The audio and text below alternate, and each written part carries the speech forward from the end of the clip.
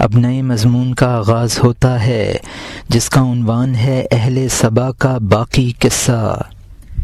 وہ اہل سبا منجملہ بچوں کے بے عقل تھے، ان کا کام بزرگوں کی نعمت سے انکار تھا۔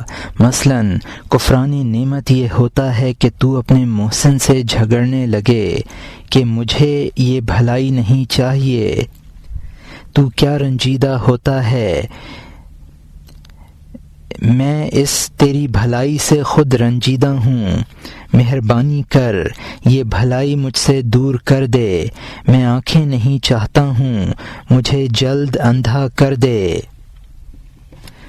تو اہل سبا نے کہا ہمیں دور دور کر دے، ہمارا عیب ہمارے لیے اچھا ہے، ہماری زینت لے لے، ہم یہ قلعے اور باغ نہیں چاہتے ہیں، نہ اچھا وقت، نہ امن، نہ فارغ البالی۔ ایک دوسرے سے قریب شہر برے ہیں، وہ جنگل اچھا ہے جہاں درندے ہوں۔ یطلب الانسان فی الصیف الشتاء فاذا جاء الشتاء نکر ذا، یعنی انسان گرمیوں میں جاڑا طلب کرتا ہے، جب جاڑا آتا ہے اس کو برا سمجھتا ہے۔ یہاں مترجم نے حاشیے میں لکھا ہے کہ گناہ پر انقباضی کیفیت طاری ہو تو اس کا علاج کر کے ازالہ کر لینا چاہیے، نیکی پر انشراحی کیفیت پیدا ہو تو اس میں اضافہ کی کوشش کرنی چاہیے، انشراحی کیفیت میں پھل پیدا ہوں تو احباب کو اس سے فیض پہنچائے۔ اہل سبا بچوں کی طرح ناقص العقل تھے۔ کسی کی نعمت کا کفران یہ بھی ہے کہ محسن کے ساتھ دشمنی کی جائے۔ اہل سبا نے کفران کی یہ صورت اختیار کی کہ ان نعمتوں کو نعمت نہ سمجھا اور اللہ سے اس کے خلاف تمنا شروع کر دی اور جھگڑا کیا۔ اہل سبا پر یہ کرم تھا کہ ان کی آبادیاں قریب قریب تھیں تاکہ سفر کی مشقت سے بچیں، چاروں طرف سرسبز باغات تھے تاکہ ان سے فائدہ اٹھائیں، لیکن انہوں نے ان دونوں چیزوں کو نعمت نہ سمجھا اور اس کے خلاف تمنائیں شروع کر دیں۔ انسانی نفس کی یہ خاصیت ہے کہ وہ ایک حالت پر راضی نہیں رہتا ہے، جاڑوں میں گرمیوں کی اور گرمیوں میں جاڑے کی تمنا شروع کر دیتا ہے۔ اور یہاں حاشیہ ختم ہوتا ہے، فهو لا يرد بحال أبدا لا بضيق لا بعيش رغدا قتل الإنسان ما أكفر كلما نال الهدى أنكر نفس زين صد ز شد کشتنی اقتلوا انفسکم گفت آسنی۔ وہ کسی حال میں کبھی راضی نہیں ہوتا ہے، نہ تنگی میں نہ وسیع عیش میں۔ انسان غارت ہو کس قدر نا شکرا ہے، جب ہدایت پا لیتا ہے تو اس کا انکار کرتا ہے۔ نفس ایسا ہی ہے، اس وجہ سے وہ گردن زدنی ہے، تم اپنے نفسوں کو قتل کرو۔ اس بزرگ نے فرمایا یہ گو کھرد ہے، اس کی جانب اس کو جس جانب سے بھی رکھے گا وہ چبھے گا، اس کے زخم سے تو کب بچے گا۔ یہاں مترجم نے حاشیے میں لکھا ہے کہ نفس کی مثال گوکھروں کی سی ہے جو کسی کروٹ چین نہیں لینے دیتا۔ اور یہاں حاشیہ ختم ہوتا ہے، خواہش کو ترک کرنے کی آگ کانٹے میں لگا دے، نیکوکار دوست کو پکڑ لے۔ جب سبا والے حد سے تجاوز کر گئے کہ ہمارے لیے وبا سبا سے بہتر ہے، نصیحت کرنے والوں نے نصیحت کی، بدمعاشی اور کفر سے انہوں نے روکا۔ یہاں مترجم نے حاشیے میں لکھا ہے کہ نفس کے خار کو پھونکنے کی یہ تدبیر ہے کہ خواہش کو ترک کر دے۔ اہل سبا نے یہاں تک زیادتی کی کہ وہ وبا کو نسیم سحری سے اچھا کہنے لگے۔ نصیحت کرنے والوں نے کفر اور فسق سے روکنا چاہا۔ اور یہاں حاشیہ ختم ہوتا ہے، تو نصیحت کرنے والوں کو قتل کرنے کا ارادہ کرتے تھے، بدمعاشی اور کفر کا بیج بوتے تھے۔ جب قضا آتی ہے یہ دنیا تنگ ہو جاتی ہے، قضا سے حلوہ منہ کی کلفت بن جاتا ہے۔ فرمایا جب قضا آتی ہے فضا تنگ ہو جاتی ہے اور آنکھیں بند کر دی جاتی ہیں جب قضا آتی ہے۔ قضا کے وقت آنکھیں بند ہو جاتی ہیں تاکہ آنکھ کے سرمے کو نہ دیکھے۔ اس شہسوار یعنی اللہ کی تدبیر نے جب گرد اڑائی اور اس غبار نے تجھے مدد کرنے سے دور کر دیا، شہسوار کی جانب جا، غبار کی جانب نہ جا، ورنہ سوار کا داؤں تجھے کچل دے گا۔ یہاں مترجم نے حاشیے میں لکھا ہے کہ نصیحت کرنے والوں کی جان کے درپے ہوئے اور کفر و فسق سے باز نہ آئے، قضائے خداوندی کے سامنے انسان مجبور ہو جاتا ہے۔ سرما جو آنکھ کے لیے مفید ہے اس کو بھی آنکھ نہیں دیکھتی ہے۔ یہاں حاشیہ ختم ہوتا ہے۔ جس کو اس بھیڑیے نے کھا لیا اس کو خدا نے فرمایا جب اس نے بھیڑیے کی گرد دیکھی، فرمایا جب اس نے بھیڑیے کی گرد دیکھی فریاد کیوں نہ کی، وہ بھیڑیے کے غبار کو نہ پہچان سکا، اس قدر عقل کے ہوتے ہوئے وہ کیوں چرتا رہا۔ بکریاں تکلیف رساں بھیڑیے کی بو پہچان لیتی ہیں اور ہر جانب گھس جاتی ہیں۔ حیوانات کا دماغ شیر کی بو کو جانتا ہے، چراگاہ چھوڑ دیتا ہے۔ اللہ کے غصے کے شیر کی بو تو نے سونگھ لی، واپس ہو جا، دعا اور بچاؤ کا ساتھی بن جا۔ وہ لوگ بھیڑیے کی گرد کی وجہ سے نہ لوٹے، گرد کے بعد محنت کا موٹا بھیڑیا آ گیا، اس نے غصے سے ان بکریوں کو پھاڑ ڈالا جنہوں نے عقل کے گڈریے سے آنکھیں بند کر لی تھیں۔ یہاں مترجم نے حاشیے میں لکھا ہے کہ زاری کرنے سے انسان قضا سے بچ جاتا ہے۔ بکری چرنے میں مشغول رہتی ہے، وہ بھیڑیے کی گرد کو نہیں دیکھتی۔ بکری اور حیوانات اپنی تباہی کے اسباب دیکھ کر بچنے کی کوشش کرتے ہیں۔ جب خدا کے غضب کے آثار پیدا ہو جائیں تو دعا کرنی چاہیے۔ غضب کے آثار کو دیکھ کر بھی جو ہوش میں نہ آیا وہ مصائب در مصائب میں گرفتار ہوگا۔ اور یہاں حاشیہ ختم ہوتا ہے۔ گڈریے نے ان کو بلایا، وہ نہ آئے۔ گڈریے کی آنکھ میں غم کی دھول جھونک دی کہ جا، ہم تجھ سے زیادہ اپنے رکھوالے ہیں، ہم تابع کیسے بن جائیں، ہم میں سے ہر ایک سردار ہے، ہمیں بھیڑیے کا لقمہ بننا منظور ہے، دوست کی ملک ہونا نہیں، ہم آگ کے ایندھن ہیں، ذلت کے مملوک نہیں ہیں۔ حمیت دماغ میں ایک جاہلیت تھی، ان کی کوڑی پر کوے نے بدبختی کی آواز لگائی۔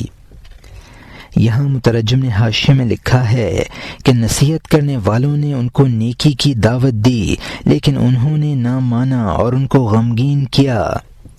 نصیحت کرنے والوں سے کہا، ہم خود اپنی بھلائی کو سمجھتے ہیں، تمہاری نصیحت کی ضرورت نہیں ہے، ہم خود سردار ہیں، کسی کے تابع نہیں بن سکتے، ہمیں ہلاک ہونا منظور ہے، تمہاری دوستی کی ہمیں ضرورت نہیں ہے۔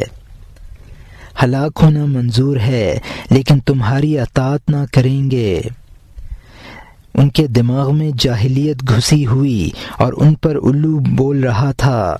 اور یہاں حاشیہ ختم ہوتا ہے۔ انہوں نے مظلوموں کے لیے کنواں کھودا، وہ کنویں میں گرے اور آہیں بھریں، انہوں نے یوسفوں کی پوستینیں پھاڑیں، انہوں نے جو کچھ کیا ایک ایک کا بدلہ پایا۔ یوسف کون ہے؟ تیرے حق کا جویاں دل جو قیدی کی طرح تیرے کوچے میں بندھا ہوا ہے، تو نے جبرائیل علیہ السلام کو ستون سے باندھا ہے، اس کے بال و پر کو تو نے سینکڑوں جگہ سے زخمی کر دیا ہے، تو اس کے سامنے بھنا ہوا بچڑا لاتا ہے، کبھی اس کو کھینچتا ہے اور چر کے پاس لاتا ہے کہ کھا لے، یہ ہماری لذیذ غذا ہے، حالانکہ اس کی غذا سوائے اللہ کی ملاقات کے کچھ نہیں ہے۔ وہ مصیبت زدہ اس شکنجہ اور امتحان کی وجہ سے خدا سے تیری شکایت کرتا ہے کہ اے خدا، اس بوڑھے بھیڑیے سے فریاد ہے۔ وہ اس سے کہتا ہے اب وقت آ گیا ہے، صبر کر، میں ہر حال میں تیرا بدلہ لے لوں گا، سوائے منصف خدا کے انصاف کون کرتا ہے۔ یہاں مترجم نے حاشیے میں لکھا ہے کہ اہل سبا کے لیے یوسف خود ان کا وہ دل تھا جو طالب حق تھا۔ اس دل کو انہوں نے نفس امارہ کا قیدی بنا دیا تھا، روح کو جسم کے ستون سے باندھ دیا ہے اور اس کو زخمی کر دیا ہے۔ اس روح کو مادی غذائیں کھلانا چاہتا ہے۔ روح کی غذا مادی نہیں ہے، اس کی غذا ذکر اللہ اور لقاء اللہ ہے۔ روح انسانی انسان کے ظلم و ستم کی خدا سے شکایت کرتی ہے۔ اور یہاں حاشیہ ختم ہوتا ہے۔ وہ کہتا ہے کہ میرا صبر فنا ہو گیا ہے، اے ہمارے رب، تیرے چہرے کے فراق میں احمد ہوں جو یہود کے ہاتھ میں پھنسا ہوا ہوں، میں صالح ہوں جو سمود کی قید میں پڑا ہوا ہوں۔ اے انبیاء کی جان کو سعادت بخشنے والے، یا مار ڈال یا مجھے واپس بلا لے، یا تو آ جا۔ یہاں مترجم نے حاشیے میں لکھا ہے کہ خدا کے صبر دلانے پر روح کہتی ہے کہ اب مجھے جلد اپنے پاس بلا لے۔ روح کہتی ہے کہ مجھے نفس کے ہاتھوں مادی تکالیف برداشت کرنی پڑ رہی ہیں جو حضور صلی اللہ علیہ وسلم کو یہود کے ہاتھوں اور حضرت صالح کو سمود کے ہاتھوں برداشت کرنی پڑی تھیں۔ روح کہتی ہے فراق کی برداشت نہیں ہے، یا مجھے فنا کر دے یا مجھے اپنے پاس بلا لے، یا تو میرے پاس آ جا۔ اور یہاں حاشیہ ختم ہوتا ہے۔ تیرے فراق کی کافروں میں بھی تاب نہیں ہے، یہ فراق دوستوں کے لائق نہیں ہے۔ کافرہ گوین در وقت عذاب، ہر یکے یا لیتنی کنتو تراب۔ عذاب کے وقت کافر کہیں گے ہر ایک کاش میں مٹی ہوتا۔ جو اس جانب کا ہے اس کا یہ حال ہے، تیرے بغیر اس کا کیا حال ہوگا جو تیرا ہے۔ اللہ فرماتا ہے کہ ہاں اے پاک نسل، لیکن سن، صبر کر، صبر اچھا ہے۔ یہاں مترجم نے حاشیے میں لکھا ہے کہ خدا سے جدائی کی صورت کافر بھی برداشت نہ کر سکیں گے، چاہے جائی کا مومن برداشت کرے۔ یا لیتنی کا مطلب ہے یعنی فراق کے وقت کافر اپنے فنا ہونے کی تمنا کریں گے۔ فراق میں بیگانوں کا یہ حال ہے تو اپنوں کا کیا حال ہوگا۔ اور یہاں حاشیہ ختم ہوتا ہے۔ اللہ فرماتا ہے کہ ہاں اے پاک نسل، لیکن سن، صبر کر، صبر اچھا ہے۔ صبح قریب ہے، چپ ہو جا، سانس نہ لے کہ باہر نکلنے کا وقت آ پہنچا ہے۔ صبح نزدیک ہے، چپ ہو جا، شور نہ کر، میں تیرے لیے کوشاں ہوں، تو کوشش نہ کر۔ تیری کوششوں سے میری کوشش بہتر ہے، تیرے حلوے سے میری کڑوی دوا بہتر ہے۔ ہاں برداشت کر، جا چپ ہو جا، زبان نہ چلا، جا کان بن جا، بات حد سے گزر گئی۔ اے بہادر یار واپس چل، دیہاتی خواجہ کو گھر لے گیا۔ سبا والوں کا قصہ ایک طرف رکھ دے، وہ بتا کہ خواجہ کس طرح گاؤں میں آیا۔ یہاں مترجم نے حاشیے میں لکھا ہے کہ سورہ ہود میں ہے کہ حضرت جبرائیل علیہ السلام نے حضرت لوط علیہ السلام کی تسلی کے لیے کہا تھا اب صبح قریب ہے، ان بدکاروں سے تیرا بدلہ لے لیا جائے گا۔ اور یہاں حاشیہ ختم ہوتا ہے۔ اب نئے مضمون کا آغاز ہوتا ہے جس کا عنوان ہے بقیہ قصہ رفتن خواجہ بدعوت روستائی بدا، یعنی دیہاتی کی دعوت پر خواجہ کے گاؤں جانے کے قصہ کا بقیہ۔ دیہاتی نے خوشامد کا ایسا طریقہ اختیار کیا کہ خواجہ کی ہوشیاری کو دیوانہ بنا دیا۔ وہ پیغام در پیغام سے حیران ہو گیا، یہاں تک کہ خواجہ کی احتیاط کا صاف پانی گدلا ہو گیا۔ ساتھ ہی ادھر سے اس کے بچے خوشی میں ہم کھائیں گے ہم کھیلیں گے کا شادیانہ بجاتے تھے۔ حضرت یوسف علیہ السلام کی طرح جن کو عجیب تقدیر کی وجہ سے ہم کھا لیں گے ہم کھیلیں گے نرقہ و نلعب نے باپ کے سایہ سے محروم کر دیا۔ یہ کھیل نہیں ہے بلکہ جان پر کھیلنا ہے، یہ ہیلا اور مکر اور دغا بازی ہے۔ یہاں مترجم نے حاشیے میں لکھا ہے نرقہ و نلعب کا مطلب ہے ہم کھائیں گے اور کھیلیں گے۔ یہ حضرت یوسف علیہ السلام کے بھائیوں نے سازش کرتے وقت حضرت یعقوب علیہ السلام سے کہا تھا۔ انہی جملوں نے حضرت یوسف علیہ السلام کو حضرت یعقوب علیہ السلام کے سایہ پدری سے محروم کر دیا تھا۔ یہ کھیل کی دعوت نہ تھی بلکہ حضرت یوسف علیہ السلام کی جان لینے کی بازی تھی، ہیلا اور مکر اور دغا بازی تھی۔ اور یہاں حاشیہ ختم ہوتا ہے جو تجھے دوست سے دور پھینک دے اس کو نہ سن، کیونکہ بربادی ہی بربادی، اگر وہ ہزاروں کا فائدہ ہو تب بھی نہ لے۔ اے فقیر، سونے کے لیے خزانچی سے تعلق نہ توڑ۔ یہ سنو کہ اللہ نے کس قدر ملامت کی، نبی کے ساتھیوں کو برا بھلا کہا، کیونکہ تنگی کے ایک سال میں نکارے کی آواز پر بلا توقف انہوں نے جمعہ کی نماز توڑ دی۔ یہاں مترجم نے حاشیے میں لکھا ہے کہ جو بات بھی دوست سے جدائی کا سبب بنے اس کو نہ سننا چاہیے، معمولی فائدے کے لیے بڑا نقصان نہ گوارا کرنا چاہیے۔ سورہ جمعہ میں اس قصہ کی طرف اشارہ ہے۔ ایک بار مدینے میں گیہوں کا فروخت کرنے والا قافلہ آیا۔ اس وقت حضور صلی اللہ علیہ وسلم نماز جمعہ پڑھا رہے تھے۔ صحابہ آٹا خریدنے کے شوق میں حضور صلی اللہ علیہ وسلم کو نماز پڑھاتا چھوڑ کر چلے گئے۔ اس پر صحابہ رضوان اللہ علیہم موروئے عتاب بنے، انہوں نے تھوڑے سے فائدے کی خاطر بڑا نقصان کیا اور حضور صلی اللہ علیہ وسلم کا ساتھ چھوڑ دیا۔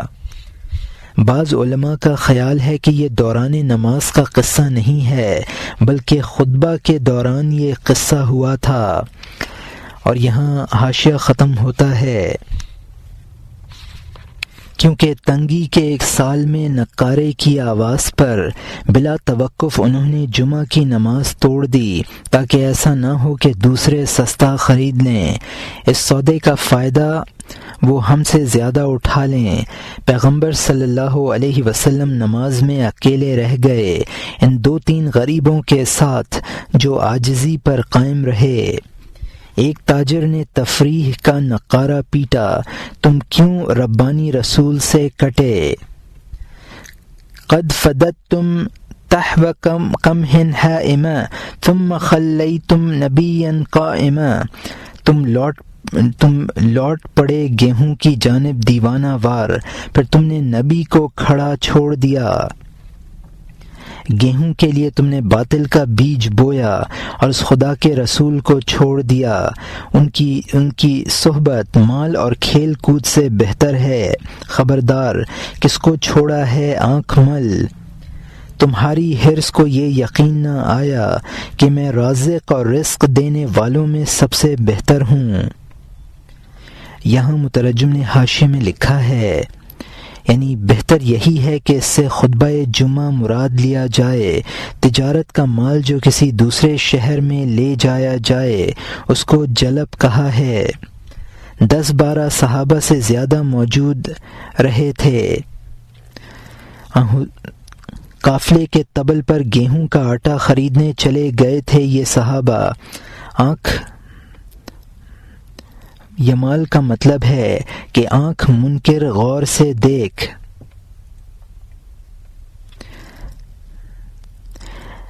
وہ اپنے رزق کے لیے خود دوڑ پڑے، حالانکہ رزاق میں ہوں۔ اور یہاں حاشیہ ختم ہوتا ہے۔ جو گیہوں کو بھی خود روزی دیتا ہے، وہ تیرے توکلوں کو کب ضائع کرے گا؟ تو گیہوں کے لیے اس سے جدا ہو گیا جس نے گیہوں آسمان سے بھیجا ہے۔ یہاں مترجم نے حاشیے میں لکھا ہے کہ خدا تو وہ ہے جو رزق کو بھی رزق دیتا ہے، نبی سے جدا ہونا خدا سے جدا ہونا تھا۔ اور یہاں حاشیہ ختم ہوتا ہے۔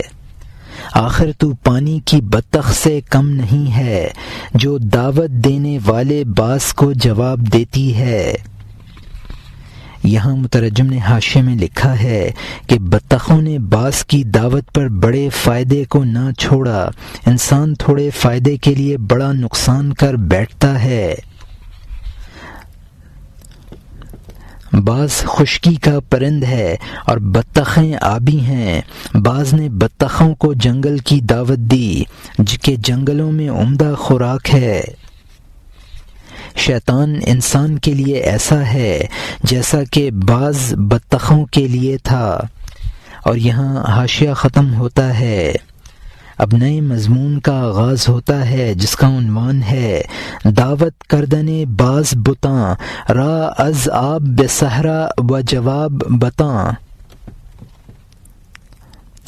یعنی باز کا بطخوں کو پانی سے جنگل کی دعوت دینا اور بطخوں کا جواب۔ باز بطخ سے کہتا ہے کہ پانی سے نکل تاکہ تو جنگلوں کو شکر بکھیرنے والا دیکھے۔ عقل مند بطخ اس سے کہتی ہے کہ اے باز جا، پانی ہمارے لیے امن اور خوشی کا قلعہ ہے۔ اے بطخو، شیطان کی مثال باز کی سی ہے، جلدی کرو، خبردار پانی کے قلعہ سے باہر نہ نکلنا۔ باز سے کہہ دو جا جا واپس ہو جا، اے مددگار ہمارے سر سے دست بردار ہو جا، ہم تیری دعوت سے بری ہیں، تیری دعوت تجھے مبارک ہو۔ اے کافر ہم تیرا یہ مکر نہ قبول کریں گے، قلعہ ہم کو اور قند و قندستان تجھے مبارک ہو۔ ہم تیرے ہدیے کے خواہش مند نہیں ہیں، باغ تجھے مبارک ہو۔ جب جان ہے روزی کی کمی نہ ہوگی، جب شکر ہے جھنڈے کم نہ ہوں گے۔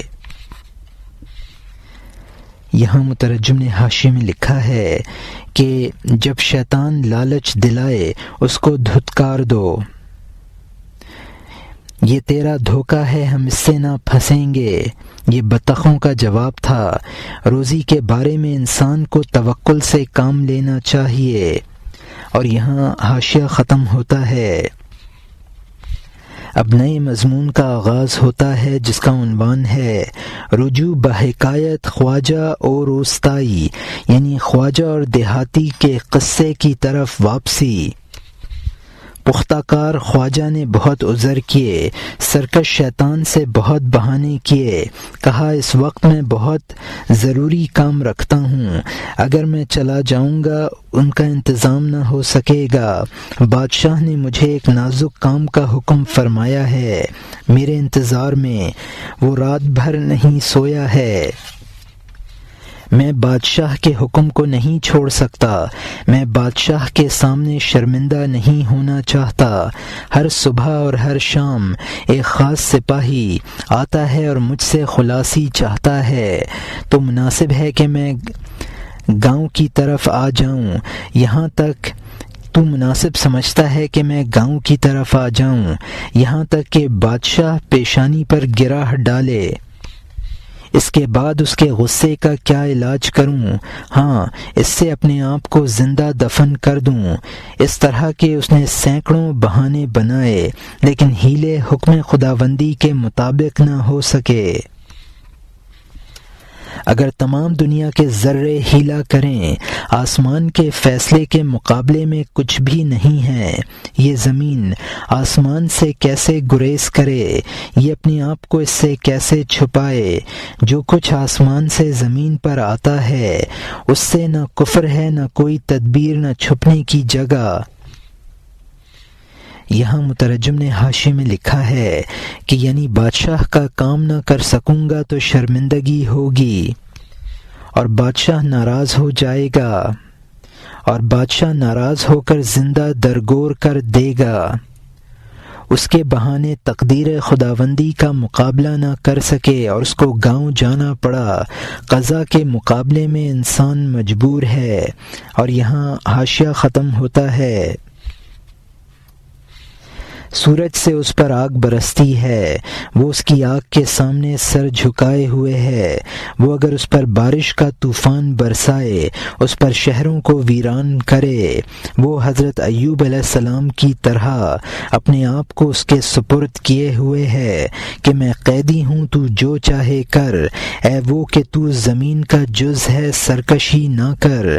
جب تو خدا کا حکم آتا دیکھے، جب تو خدا کا حکم آتا دیکھے دروازہ نہ بند کر۔ جبکہ تو نے ہم نے تم کو مٹی سے پیدا کیا ہے سن لیا ہے، اس نے تجھ سے خاک بن جانا چاہا ہے، روگدانی نہ کر۔ یہاں مترجم نے حاشیے میں لکھا ہے کہ زمین سورج کی تپش برداشت کرنے پر مجبور ہے، اسی طرح انسان قضا کے مقابلے میں لاچار ہے۔ حضرت ایوب علیہ السلام کا صبر مشہور ہے۔ انسان مٹی سے بنا ہے۔ قرآن پاک میں ہے کہ اے انسانوں، ہم نے تمہیں زمین کی مٹی سے پیدا کیا اور اسی میں تمہیں ہم لوٹائیں گے۔ اور یہاں حاشیہ ختم ہوتا ہے۔ دیکھ لے میں نے مٹی میں بیج بویا، وہ خاکی بنا اور میں نے اس کو بلند کیا۔ دوسری بار تو خاکی ہونا اختیار کر تاکہ میں تجھے تمام سرداروں کا سردار بنا دوں۔ پانی بلندی سے پستی میں جاتا ہے، تب پستی سے بلندی پر جاتا ہے۔ یہاں مترجم نے حاشیے میں لکھا ہے کہ خاکساری کے بعد سرخروئی حاصل ہوتی ہے، بیج مٹی میں مل کر نشو و نما پاتا ہے۔ انسانی خاکی پیکر اختیار کیا، دوبارہ وہ خاکی بنے گا تو بڑے مراتب حاصل کرے گا۔ پانی پھر بھاپ بن کر بلندی کی طرف جاتا ہے یا کنویں سے اوپر نکالا جاتا ہے اور انسان کا جز بنتا ہے۔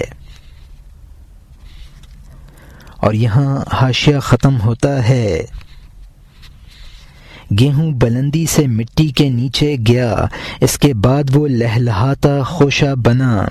ہر پھل کا دانہ جب گڑتا ہے، اس کے بعد زمین سے سر ابھارتا ہے۔ تمام نعمتوں کی اصل آسمان سے مٹی تک نیچے آئی تو پاک جان کی غذا بنی۔ تواضع کی وجہ سے جب وہ آسمان سے نیچے آیا تو وہ زندہ دلیر انسان کا جز بن گیا، پس وہ بے جان آدمی کی صفات سے موصوف ہو گیا، خوش ہو کر آسمان کی بلندی پر اڑ گیا۔ ہم پہلے زندہ جہان سے آئے، پھر پستی سے بلندی کی طرف گئے۔ تمام اجزاء حرکت اور سکون میں کہتے ہیں کہ انا الیہ راجعون، کہ ہم اسی کی طرف لوٹنے والے ہیں۔ پوشیدہ اجزاء کے ذکر اور تسبیح نے آسمان میں غلغلہ ڈال دیا۔ جب قضا نے طلسم کرنے کا ارادہ کیا، دیہاتی نے شہری کو مات دے دی۔ ہزاروں احتیاطوں کے باوجود خواجہ ہار گیا اور اس سفر سے آفتوں میں پھنس گیا۔ یہاں مترجم نے حاشیے میں لکھا ہے کہ گیہوں کا دانہ مٹی میں ملتا ہے، پھر ہرا بھرا خوشہ بن کر ابھرتا ہے۔ پانی آسمان سے برسا، پھر زمین سے نکل کر انسان کا جز بنا اور انسانی صفات اختیار کر کے عرش تک پہنچا۔ جہان زندہ کا مطلب ہے یعنی عالم ارواح کائنات کا ذرہ ذرہ اللہ کی تسبیح کرتا ہے۔ اور یہاں حاشیہ ختم ہوتا ہے۔ اس کو اپنی ثابت قدمی پر بھروسہ تھا، اگرچہ پہاڑ تھا، اس کو آدھا سیلاب بہا لے گیا۔ قضا جب آسمان سے سر نکالتی ہے، سب عقل مند اندھے بہرے ہو جاتے ہیں۔ مچھلیاں دریا سے باہر نکل پڑتی ہیں، اڑنے والا پرند ایک جال سے عاجز آ جاتا ہے، یہاں تک کہ دیو اور پری بوتل میں بند ہو جاتے ہیں، بلکہ ہاروت بابل میں چلا جاتا ہے، سوائے اس کے جو قضا کی پناہ میں آ گیا، کوئی تربی اس کا خون نہ بہا سکی، سوائے اس کے کہ تو قضا کی طرف بھاگے، کوئی تدبیر تجھے رہائی نہیں دلا سکتی۔ یہاں مترجم نے حاشیے میں لکھا ہے کہ شہری کو اپنی عقل پر گھمنڈ تھا۔ جن اور پری بوتل میں بند کر لینے کا ایک شاعرانہ اور عامیانہ تخیل ہے۔ ایک موقع پر حضرت عمر رضی اللہ عنہ نے فرمایا تھا، نحن نفر من قدر اللہ الی قدر اللہ، ہم اللہ کی قضا سے اللہ ہی کی قضا کی طرف فرار اختیار کرتے ہیں۔ کسی شخص کے تابع کے دو ستاروں کا اس طرح جمع ہونا کہ ایک دوسرے کے اعتبار سے چونکہ خانے میں ہو، یہ صورت اس شخص پر منحوس اثرات ڈالتی ہے۔ اور یہاں حاشیہ ختم ہوتا ہے۔ اب نئے مضمون کا آغاز ہوتا ہے جس کا عنوان ہے قصہ اصحاب زروان و حیلہ کردن ایشاں تاب زحمت فقیراں باغہارا قطاف کنند، یعنی زروان والوں کا قصہ اور ان کا تدبیر کرنا تاکہ فقیروں کی زحمت سے بچ کر وہ باغوں کے پھل توڑ لیں۔ تو نے زروان والوں کا قصہ پڑھا ہے، پھر تو کیوں ہیلا جوئی میں لگا ہے؟ چند بچھو جیسے ڈنک والے تدبیر کرتے تھے کہ چند فقیروں کی روزی مار لیں، تمام رات مکر اور ہیلا سوچتے رہے، آمنے سامنے ہو کر بہت سے عمر و بکر، ان نالائقوں نے راز مخفی طور پر کہے تاکہ خدا ان کو نہ جان لے۔ کہگل نے کہگل کرنے والے کے خلاف سوچا، ہاتھ دل سے چھپا کر کوئی کام کرتا ہے۔ یہاں مترجم نے حاشیے میں لکھا ہے کہ یمن میں صنعاء کے قریب ایک گاؤں ہے، اس کے باشندوں کا یہ قصہ قرآن میں مذکور ہے۔ فقراء کو محروم کرنے کی تدبیر سوچی، آہستہ سرگوشی اس لیے کہ کر رہے تھے کہ خدا ان کی سازش کو نہ سن سکے۔ کہگل کرنے والے سے اپنا راز نہیں چھپا سکتی، کہگل کرنے والے سے اپنا راز نہیں چھپا سکتی۔ ہاتھ دل سے اپنا کام مخفی رکھ سکتا ہے، نہ ہاتھ دل سے اپنا کام مخفی رکھ سکتا ہے۔ اور یہاں حاشیہ ختم ہوتا ہے۔ کیف لا یعلم ہواک من خلق ان فی نجواک صدقا ام ملق کیف یغفل عن زعینی رغدا من ییین این مثواه غدا اینما قد حبت او سعدا قد تولاه و احسا عددا۔ تیری خواہش کو کیسے نہ جانے گا جس نے پیدا کیا، تیری خفیہ باتوں میں سچائی ہے یا جھوٹ، خوش عیش ہووج نشین سے وہ کیسے ناواقف ہوگا جو دیکھ رہا ہے کہ کل کو اس کا ٹھکانہ کہاں ہے، کہاں وہ نشیب میں اتری، کہاں اونچائی پر چڑھی۔ تو اس کا نگران ہے اور تو نے شمار کر لیا ہے۔ اب خواجہ کی بات سن کہ وہ شہر کی جانب کیسے گیا اور اس نے سزا بھگتی۔ اب کان کو غفلت سے پاک کر لے، اس غمناک کی ہجرت کا قصہ سن۔ اس نے کس قدر بلا اور مشقت دیکھی۔ گاؤں کے راستے میں جب وہ شہر سے جدا ہوا، اس کو ایک زکوٰۃ سمجھ جو تو غمزدہ کو دے رہا ہے، جب تو کان اس کی داستان پر دھرے۔ یہاں مترجم نے حاشیے میں لکھا ہے کہ قرآن پاک میں ہے الا یعلم من خلق وهو اللطیف الخبیر، بے شک وہ اللہ جانتا ہے ان کو جن کو اس نے پیدا کیا ہے اور وہ مہربان اور باخبر ہے۔ حوج نشین سواری کے لیے زعین کا لفظ استعمال کیا ہے۔ کسی غمناک کی داستان سن لینا اس پر بہت بڑا احسان ہوتا ہے، اس کے دل کا غم ہلکا ہو جاتا ہے۔ اور یہاں حاشیہ ختم ہوتا ہے۔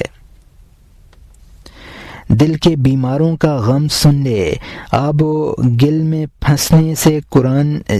پھنسنے سے شریف جان کا فاقہ ہے۔ آب و گل میں پھنسنے سے شریف جان کا فاقہ ہے۔ صاحب ہنر کا گھر دل یعنی دل دھوئیں سے بھرا ہوا ہے، اس کی بات سننے کے لیے کان کے سوراخ کھول دے۔ جب تیرا کان اس کے سانس لینے کا راستہ بن جائے، کڑوا دھواں اس کے گھر میں کم ہو جائے۔ اے سیراب ہماری غم گساری کر، اگر تو رب اعلیٰ کی طرف جا رہا ہے۔ یہ تردد قید اور قیدی ہے جو نہیں چھوڑتا کہ جان کس طرف جائے، وہ اس جانب کھینچتا ہے۔ ہر شخص کہتا ہے میں ہدایت کا راستہ ہوں۔ یہاں مترجم نے حاشیے میں لکھا ہے کہ اس کا دل غم کے دھوئیں سے بھرا ہوا ہوتا ہے۔ تیرا سننا گویا ایک سوراخ ہے جس کے ذریعے اس کے دل کا دھواں خارج ہوتا ہے۔ سیراب یعنی جب یہ تیرا سلوک راہ حق پر ہے اور عروج حاصل ہے تو ہمیں بھی معیت کا شرف بخش دے۔ اور یہاں حاشیہ ختم ہوتا ہے۔ یہ تردد اللہ کے راستے کی گھاٹی ہے۔ وہ شخص قابل مبارکباد ہے جس کا پیر آزاد ہے، وہ سیدھے راستے پر بغیر تردد جا رہا ہے۔ اگر تو راستہ نہیں جانتا ہے جا اس کا نشان قدم معلوم کر لے۔ تو ہرن کے نشان قدم پکڑ لے اور عافیت سے چل دے تاکہ تو ہرن کے نشان قدم سے نافع تک پہنچ جائے۔ اس رفتار سے تو روشن بلندی پر جا رہا ہے۔ اے بھائی اگر تو آگ پر چل رہا ہے، نہ دریا سے ڈر، نہ موج سے، نہ جھاگ سے۔ جب تو نے لا تخف یعنی نہ ڈر کا خطاب سن لیا ہے، جبکہ تجھے اللہ نے خوف دیا ہے، تو اپنے آپ کو لا تخف کا مصداق سمجھ۔ وہ روٹی بھیج دے گا جبکہ اس نے تجھے طباق دیا ہے۔ ڈر اس کے لیے ہے جس کو ڈر نہیں ہے، غم اس کے لیے ہے جس کو یہاں طواف کا موقع نہیں ہے۔ یہاں مترجم نے حاشیے میں لکھا ہے کہ تردد کی کیفیت عروج کے لیے مضر ہے۔ عقبہ کا مطلب ہے گھاٹی جس سے عبور دشوار ہوتا ہے۔ تردد کی کیفیت اس کو سلوک سے مانے نہیں ہے، اس کا اتباع کر لے۔ ہرن کا نافع حاصل کرنا ہے تو اس کے نقش قدم پکڑ کر چلنے سے بالآخر اس کا نافع حاصل ہو جائے گا، آثار سے ہی ذات تک رسائی ہوگی۔ لا تخف کا مطلب ہے جبکہ اللہ کی جانب سے بشارت حاصل ہو گئی ہے تو راہ کی مشکلات سے نہ ڈرنا چاہیے۔ خوف کا طاری ہونا یہ علامت ہے کہ لا تخف کا مقام حاصل ہوگا۔ جو خوف سے بالکل خالی ہے یہ اس کی محرومی کی دلیل ہے۔ اور یہاں حاشیہ ختم ہوتا ہے۔ اب نئے مضمون کا آغاز ہوتا ہے جس کا عنوان ہے رواں شدن خواجہ بسوئے دیہ با عیالاں، یعنی خواجہ کا بچوں کے ساتھ گاؤں کو روانہ ہونا۔ خواجہ کام میں لگا اور سامان تیار کیا، اس کے ارادہ کا پرند جلد گاؤں کی جانب روانہ ہوا۔ اہل اور اولاد نے سفر کی تیاری کر لی، سامان ارادے کے بیل پر لاد دیا۔ خوشی خوشی جلدی سے گاؤں کی جانب کہ ہم نے گاؤں کے پھل کھا لیے ہیں، خوشخبری سنا، ہمیں خوشخبری سنا۔ ہمارے مقصد کے لیے عمدہ چراگاہ ہے۔ اس جگہ ہمارا دوست سخی اور دل نواز ہے۔ اس نے ہمیں ہزاروں تمناؤں سے بلایا ہے۔ اس نے ہمارے لیے سخاوت کا پودا لگایا ہے۔ ہم 10 لمبے جاڑوں کے لیے سامان اس کے پاس سے شہر لے آئیں گے، بلکہ وہ باغ ہمارے لیے قربان کر دے گا، اپنی جان میں ہمارے لیے جگہ بنائے گا۔ ہمارے ساتھیوں جلدی کرو تاکہ نفع اٹھاؤ۔ اندر سے عقل کہتی ہے لا تفرحوا، یعنی خوش نہ ہو۔ من رباح اللہ کونوا رابحین ان ربی لا يحب الفرحین افرحوا حونا بما آتاکما کل آت مشغل الہاکم، یعنی اللہ کے نفع سے نفع اٹھانے والے بنو، بے شک میرا خدا خوش ہونے والوں کو پسند نہیں کرتا ہے۔ اس پر ہلکے سے خوش ہو جو اللہ نے تمہیں یقین دیا ہے، جو اللہ نے تمہیں دیا ہے۔ ہر آنے والی خبر مشغول کرنے والی ہے جس نے تمہیں غافل بنایا۔ اس سے خوش ہو، اس کے غیر سے نہ ہو، کیونکہ وہ موسم بہار ہے، دوسرے ماگھ کا مہینہ۔ جو کچھ اس کے علاوہ ہے وہ تیرا استدراج ہے، خواہ وہ تیرا تخت اور سلطنت ہو یا تیرا تاج ہو۔ غم سے خوش ہو کیونکہ وہ لقائے خداوندی کا ذریعہ ہے۔ اس راستے میں پستی کی جانب جانا بلند ہونا ہے۔ غم خزانہ ہے اور تیرا رنج کان ہے، لیکن اس بات کا اثر بچوں پر نہیں ہے۔ یہاں مترجم نے حاشیے میں لکھا ہے، یعنی اس گاؤں سے جاڑوں کے لیے بہت سے تحفے لے کر لوٹیں گے۔ گاؤں میں پہنچ کر محرومی اور مایوسی ہوگی، یعنی دنیا کی لذتیں زیادہ خوشی کا سبب نہ ہونی چاہیے۔ دنیاوی خوشیاں فانی ہیں۔ استدراج کا مطلب ہے کہ ڈھیل، یعنی دنیا کی مرغوبات آزمائش کے لیے ہوتی ہیں۔ آخرت کی فکر خزانہ بے بہا ہے۔ اور یہاں حاشیہ ختم ہوتا ہے۔ بچے جب کھیل کا نام سنتے ہیں سب گورخر کے ہم رفتار ہوتے ہیں۔ اے ٹہلنے والے گورخر، اس طرف جال ہیں، اس جانب گھات میں خون پینے والی بلائیں ہیں۔ تیرا پوشیدہ نہیں ہے، تیر پوشیدہ نہیں ہے، لیکن کمان انسانوں کی 2 آنکھوں سے چھپی ہوئی ہے۔ تیر چل رہا ہے، کمان چھپی ہوئی اور غائب ہے۔ ایک جوان پر بڑھاپے کے 100 تیر پہنچتے ہیں۔ یہاں مترجم نے حاشیے میں لکھا ہے کہ جن کی عقل پختہ نہیں ہے وہ دنیاوی لذتوں کی طرف دوڑ پڑتے ہیں۔ اور یہاں حاشیہ ختم ہوتا ہے۔ دل کے جنگل میں قدم رکھنا چاہیے، اس لیے کہ مٹی کے جنگل یعنی جسم میں وسعت نہیں ہے۔ اے لوگ، دل امن آباد ہے، مضبوط قلعہ ہے، امن و امان کی جگہ ہے۔ دوستوں کے حسب مراد تازہ گلشن ہے، چشمے ہیں اور باغ در باغ ہیں۔ اجعل القلب وسریا ساریا فیہ اشجار وعین جاریہ، یعنی قلب کی طرف لوٹ اور چل دے، چلنے والے، اس میں درخت اور جاری چشمہ ہے۔ گاؤں میں نہ جانا، گاؤں انسان کو احمق بنا دیتا ہے، عقل کو بے نور اور بے رونق بنا دیتا ہے۔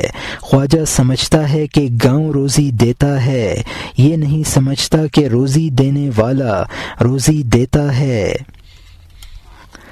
یہاں مترجم نے حاشیے میں لکھا ہے کہ دل کی دنیا مضبوط قلعہ ہے جس میں طرح طرح کے گلشن اور باغیچے ہیں۔ قلب کی دنیا بمنزلہ شہر اور خارجی دنیا بمنزلہ گاؤں کے ہے۔ نیز مولانا رحمۃ اللہ علیہ نے آگے فرمایا ہے کہ گاؤں سے مراد شیخ ناقص ہے۔